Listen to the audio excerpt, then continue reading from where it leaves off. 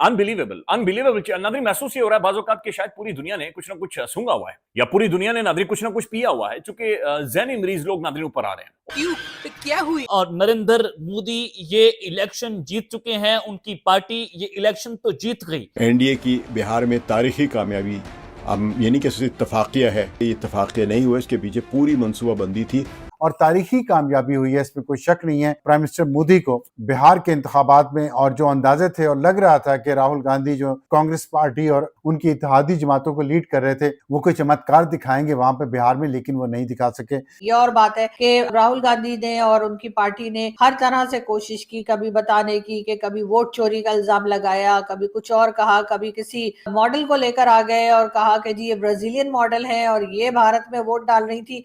लेकिन पब्लिक जो थी वो अपने दिमाग से सोचती है, पब्लिक अपने हिसाब से चलती है। जिसका मतलब क्या है? जिसका मतलब ये है कि जनाब जो मोदी की पॉलिसी थी वो कामयाब रही। यानी मोदी की पॉलिसी क्या थी? मोदी की पॉलिसी ये थी कि पहलगाम का एक फॉल्स फ्लैग ऑपरेशन करो, उस ऑपरेशन का इल्जाम लगाओ पाकिस्तान के ऊपर और पाकिस्तान से करो एक जंग। लेकिन ये वाज़ेह है कि इसने 2025 में बिहार के सियासी मंजरनामे को बदल दिया है और शायद ये तवील अरसे तक ऐसी सूरत हाल रहे जिसका फ़ायदा बीजेपी या एनडीए दूसरी रियासतों में इस्तेमाल कर सकते हैं उस मॉडल को अपनाकर। लेकिन मामला ये है कि मोदी अभी बाज नहीं आएगा, मुझे ऐसा महसूस होता है, क्योंकि उसकी पहली पॉलिसी जो है जंग वाली, उसके नतीजे में उसे कामयाबी मिली है बिहार के इलेक्शन में, तो वो सर क्यों बाज आएगा?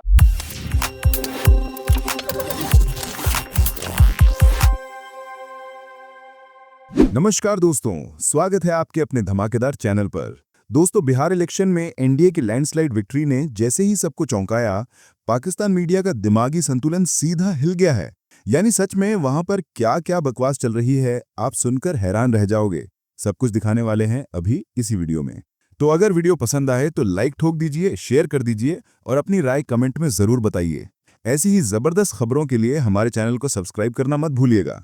फिर मिलेंगे अगले वीडियो में, तब तक के लिए धन्यवाद। अनबिलीवेबल नादरी महसूस ये हो रहा है बाज़ औक़ात कि शायद पूरी दुनिया ने कुछ ना कुछ सूंघा हुआ है या पूरी दुनिया ने नादरी कुछ ना कुछ पिया हुआ है, चूंकि ज़हनी मरीज लोग नादरी ऊपर आ रहे हैं। और अब देखें ना, अमेरिका के अंदर ट्रंप बैठा हुआ है और उसके बाद एक खबर नादरी जिसने ठीक ठाक मुझे गुस्सा दिलाया और परेशानी बल्कि एक तजस्सुस हुआ है, अफसोस भी हुआ है कि भारत के अंदर नादरीन एक पागल आदमी बिहार जीत चुका है। नरेंद्र मोदी भारत की तीसरी बड़ी स्टेट है, कोई 13 करोड़ नादरीन इसकी आबादी है। बिहार में Narendra Modi Nadreen clean sweep कर चुका। अनबिलीवेबल एक फैशिस्ट, एक ज़हनी मरीज बंदा नादरीन, एक वॉर मॉन्गर, एक जो भारत को पूरी की पूरी एक वॉर इकोनॉमी बना चुका है नादरीन। मैं सोचता था इससे पहले वाकईतन कि भारत एक शायद प्रोग्रेसिव सोसाइटी है, ये पढ़े लिखे लोग हैं, ज्यादा पीएचडी प्रोड्यूस कर रहे हैं, बड़े बड़े महकमों के अंदर, बड़े बड़े इदारों के अंदर इनके लोग सीईओज होते हैं, फिल्में अच्छी बना लेते हैं, ड्रामे अच्छे कर लेते हैं, कुमकुम वगैरह शुगर ठट्ठा लगा लेते हैं। लेकिन ये तो बिल्कुल ही कोई बिल्कुल ही फारिग है, बिल्कुल ही कोई ढोल है जो निकल कर जिस तरह से सामने आए हैं। अब नादरीन ये जो नरेंद्र मोदी है, ये इंतहाई मक्कारी के साथ, इंतहाई चालाकी के साथ ये एंटाई मुस्लिम और एंटाई पाकिस्तान कार्ड खेलकर एक दफा फिर भी हार जीत चुका है।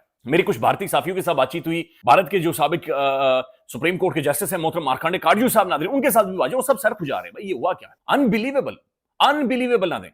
एक वो बंदा नादरीन जो कि पाकिस्तान के खिलाफ से बिहार इलेक्शंस की वजह से एक फॉल्स फ्लैग क्रिएट करके वॉर के अंदर जाता है। फिर नादरीन जो प्राइड था भारत का, राफेल, उसे शूट करवा देता, राफेल हिट हो जाते हैं। फिर जो S-400 मिसाइल सिस्टम था नादरीन, उसकी बखियां उधेड़ कर रख दी गई। भारत के अंदर 26 जगहों के ऊपर नादरीन हिट होता है। तो पूरे के पूरा नादरीन भारत जो उसकी शेप थी, शक्ल थी, जो उसका चेहरा था, वो कोलैप्स कर गया। पूरा मुल्क नादरीन धर्म करके नीचे कर गया, शाइनिंग इंडिया वाला इमेज नीचे चला गया। उसके बाद भी नादरीन बिहार जीत जाना अनबिलीवेबल है। पता नहीं क्या नादरी सूंघा हुआ इन लोगों ने, ये कैसे प्रोग्रेस कर रहे हैं। चूंकि देखें, अब मोदी जैसा नादरी पागल इंसान या उस जैसा फैशिस्ट या उस जैसा ज़हनी मरीज इस पूरे खित्ते के लिए खतरा है, चूंकि इस पूरे रीजन को, इस पूरे एशिया के बारे में कहा जाता है ये एशियन सेंचुरी है। अब अगले साल नादरीन तमिलनाडु में भी इलेक्शंस हो रहे हैं, अगले साल आसाम में भी होने हैं, अगले साल वेस्ट बंगाल में भी होने हैं। तो उसने ये राह मार कर दी है अगेन मोदी की राइज की, जो इंतखाबात के अंदर उसे मेजोरिटी नहीं मिली थी और वो कोलैप्स कर। अच्छा, ये बात समझे कि नादरीन भारत एक बड़ी गैर मामूली डेमोक्रेसी है, इसकी कोई 28 स्टेट है और 8 यूनियन टेरिटरीज हैं, लिहाजा पूरे साल भारत में कहीं ना कहीं पर इंतखाबात जारी रहे, इलेक्शंस हो ही रहे होते हैं, इलेक्शंस की तैयारी हो रही होती है, लिहाजा हर साल के हर महीने कुछ ना कुछ समथिंग जो कि हैपन हो रहा होता है। अब जो एनडीए था Nadreen, national democratic alliance, democratic तो क्या था इसमें, खैर, तो ये नादरीन वहां पर जीत चुका है, तो मोदी वहां पर जीत चुका है, बीजेपी वहां पर जीत चुकी है। तो ये अनबिलीवेबल है, ये भारत के अंदर भी एक शौक है। और देखेंगे भाई ये एक सफेद चड्डी और बुनियान में नादरीन के बंदा, एक वहां का एक अजीब और गरीब किस्म का एक डिक्टेटर, एक अजीबोगरीब एक फैशिस्ट मेंटालिटी का, और ये अभी फिर पाकिस्तान के हवाले से एक फॉल्स फ्लैग क्रिएट कर चुका है और ये अपने लोगों को मरवाएगा, लिटरली अपने लोगों को नुकसान पहुंचाएगा, जो कि नजर आ रहा है। तारीखी कामयाबी हासिल की है बिहार के इंतखाबात में। प्राइम मिनिस्टर मोदी ने 243 वहां की टोटल नशिस्तें थी बिहार की स्टेट असेंबली के इलेक्शंस की, और उसमें से 204 पर बीजेपी को बढ़तरी हासिल है और उनके इत्तेहादियों को, और कांग्रेस और उनके इत्तेहादियों को बहुत बुरी शिकस्त हुई है।